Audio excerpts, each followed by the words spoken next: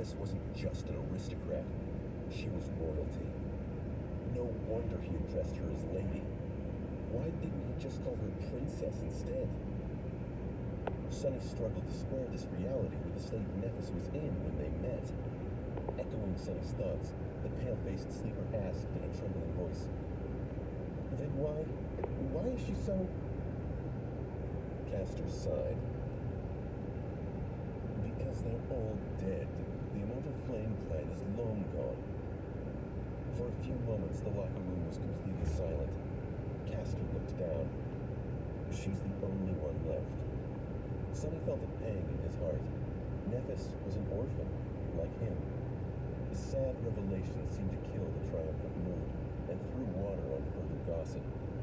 Sunny assumed he'd get no more intel and called his shadow back. Late at night, when everyone was already asleep, Sunny furtively entered the dojo. Looking around, he made sure that no one was there, and then curiously approached the ring where Nefis and others had been tested earlier.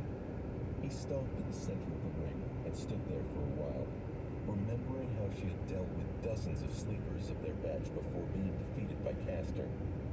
Bitter and disheartened, Sunny mumbled, "Monsters. Both of them are monsters." Shaking his head, Sunny left the ring, and then he looked at his shadow. "Do you agree?" The shadow hesitated for a few seconds, then stuck out its chest and crossed its arms, trying to appear cocky, disdainful, and unperturbed. Sunny nodded to his shadow in agreement. "Yeah, you're right. Exactly. What's the big deal anyway?" Both Immortal Flame and Broken Sword, Nefis' grandfather and father respectively, were as incomparable in terms of power as one can get, but they still failed to protect their family from being eviscerated. So, power wasn't that important in the end. Even the most elite warriors were not safe from the cruelty of the world. Sunny sighed and proceeded to the measuring machine. Making a fist, he swung it and delivered his best punch. The machine hummed for a few seconds and then displayed a single number, 9. Sunny scowled. "Oh, come on. I deserve a 10 at least." Feeling very indignant, he struck the plate again, almost hurting his fingers. However, the result was the same. "Damn it." Sunny paced for a bit, trying to control his anger. It seems he was destined to be a weakling. After all, the force of the strike depended on mass and acceleration. Acceleration could be improved with technique and exercise, but the mass was something he had little control over. He was already done growing, and his height was not going to drastically increase in the future. No matter how hard Sunny trained, he was always going to be a lightweight. How is this fair? Suddenly filled with resentment, he punched the plate again, putting all of his frustration into this one strike. At that moment, a strange instinct suddenly awakened in Sunny's mind. Following the command of this instinct, his shadow flowed up and wrapped itself around his hand, sticking to it like a black glove. In the next moment, the punch connected. The machine trembled from the force of the strike. Sunny yelped in pain and took a step back, cradling his bruised fist. After a while, the result was displayed.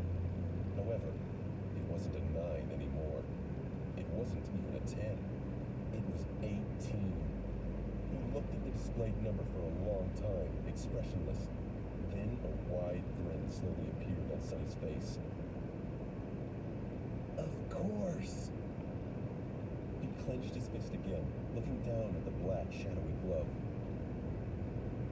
Ah, what an invaluable helper indeed. Now we're talking. Just how far could he push this? Was it possible with his shadow's help he could double his strength?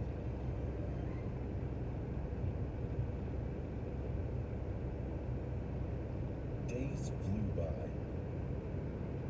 Sunny only had 4 weeks to prepare himself for the journey into the Dream Realm, so he barely had a second to spare for sleep. At Vistaprint, we know you've got that idea for your business, like the one that nails the trade show, levels up your brand, or makes your team say, "We're really doing this." But an idea is just an idea until it's printed on signage, giveaways, custom apparel. Once it's in my hands, on my team, out in the world, then it's happening. It's so happening. Vistaprint has thousands of products, easy design tools, and real support to turn that idea into something possible. Print your possible with code NEW20 for 20% off your first order at Vistaprint.com. Much less preparation. That didn't matter, though, because he was relentless. Each day he pushed his body and mind to their limits in an attempt to absorb as much knowledge and skills as possible in that short amount of time. His days were packed with solo study as he stuck to his plan as Master Jet had suggested. He was focusing on survival lessons. He studied with Teacher Julius, slowly learning how to survive and take care of himself in the absence of civilization.